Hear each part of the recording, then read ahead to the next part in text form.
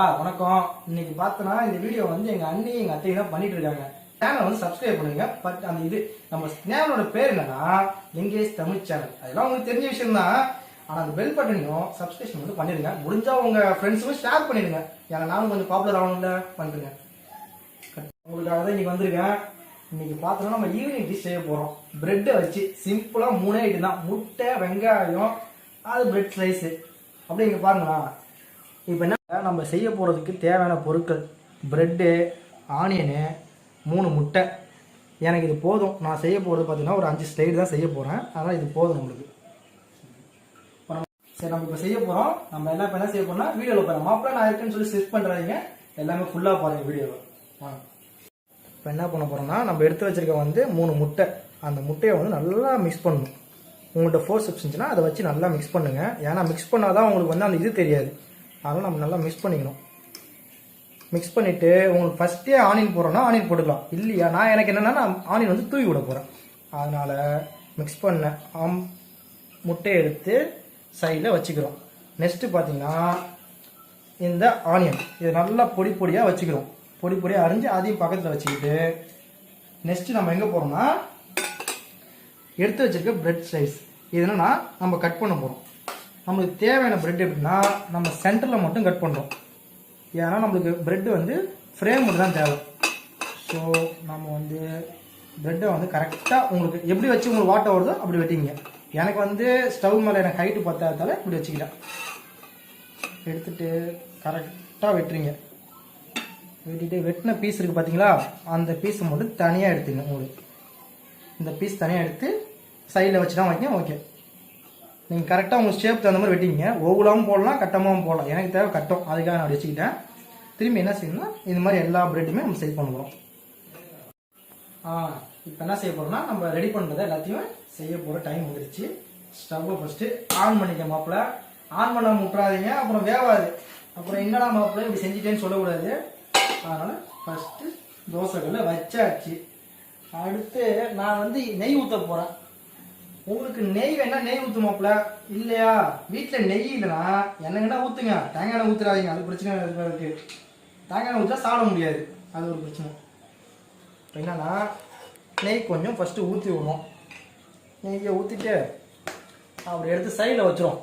நம்ம ஒரு தள்ளி விட்டுருவோம். அதனால் சைடில் வச்சுருவோம் ஃபஸ்ட்டு.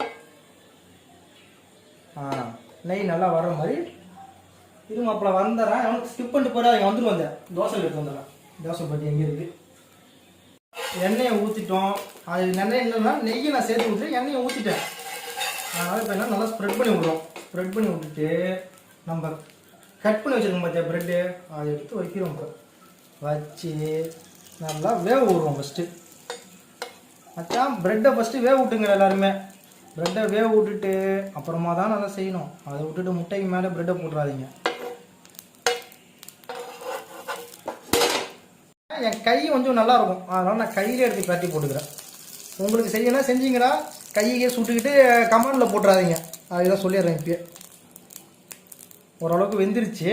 நான் இப்போ என்ன செய்ய போகிறேன்னா கட் பண்ணி வச்சுருக்க முட்டையை வந்து கொஞ்சமாக அதில் ஊற்றிக்க போகிறேன்.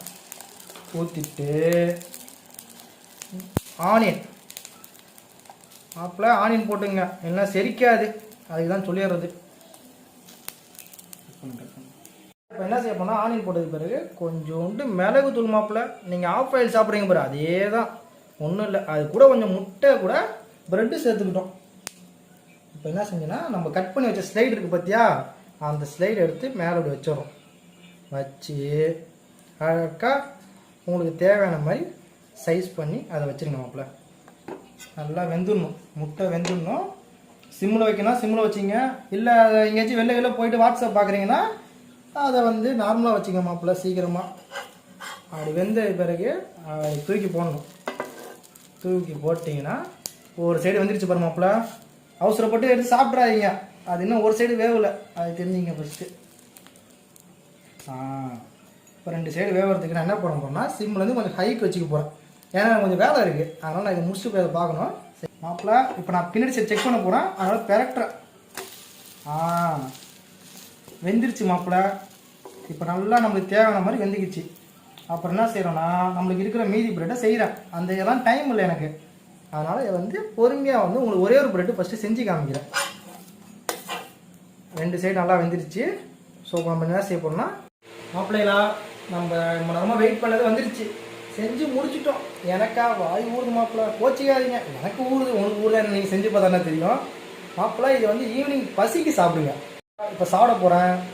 எனக்கா சமையல் கொஞ்சோண்டு சாஸு வித்து ஆனியன் மாப்பிள்ளை, கொஞ்சம் டெலிஷியஸாக இருக்கும். வேறு லெவல் மாப்பிள்ளை, வேறு லெவல் மாப்பிள்ளை. நான் செஞ்சேன்னு சொல்லல, நீங்கள் செஞ்சு சாப்பிட்டு பாருங்கள், ரொம்ப நல்லா இருக்குது. வேறு இந்த சப்ஸ்கிரிப்ஷன் பண்ணிட்டு போயிருந்தா மறந்துடாதீங்க. சாப்பாடை பார்த்துட்டு அந்த பெல் பட்டனை அழுத்திங்க, வித்து ஷேர் பண்ணிடுங்க. நாளைக்கு நான் வருவேன் தெரில, அடுத்த நாள் பார்க்கலாம். பாய்.